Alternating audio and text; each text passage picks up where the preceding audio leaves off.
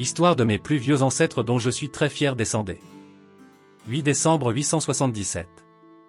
Il est couronné et consacré par Mgr Hincmar de Reims dans la chapelle palatine de l'abbaye de Saint-Corneille de Compiègne. Louis II, roi de France, Francie occidentale, roi d'Aquitaine, mon 36e grand-père, 8 fois mon grand-père, arrière paternel, petit-fils de l'empereur Charles Magnus.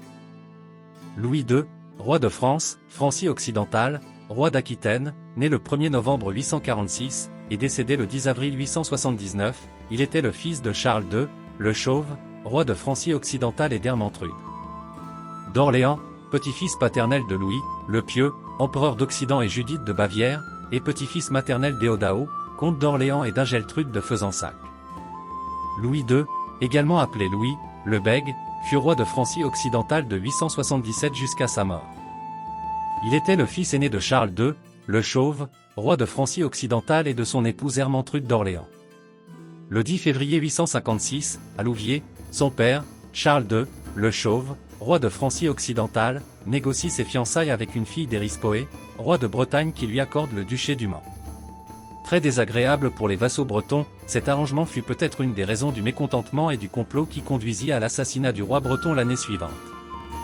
En 862, il épousa Ansgarda de Bourgogne, avec qui il eut Louis III et Carloman II. En 878. Ce mariage étant célébré sans le testament de son père, Louis répudie Ansgarde et épouse Adélaïde de Paris, mère de Charles, le Simple, son fils posthume. Ses deux fils aînés régnaient conjointement. Comme son nom de famille l'indique, Louis II bégayait, ce qui l'empêchait de parler en public et minait son autorité. Après avoir été investi roi d'Aquitaine en 867 par son père, Louis devient roi des Francs après la mort de son père le 6 octobre 877. Son accession au trône est contestée par plusieurs seigneurs et même par l'impératrice Richilda de Provence, seconde épouse de son père. Afin de rassembler des partisans, Louis prodigua alors de nombreux cadeaux et promesses et finalement, même l'impératrice Richilda elle-même consentit à sa succession. Le 8 décembre 877, Louis II est couronné et consacré par Mgr Hincmar, archevêque de Reims, dans la chapelle palatine de l'abbaye Saint-Corneille de Compiègne. Toutefois, votre autorité restera très faible.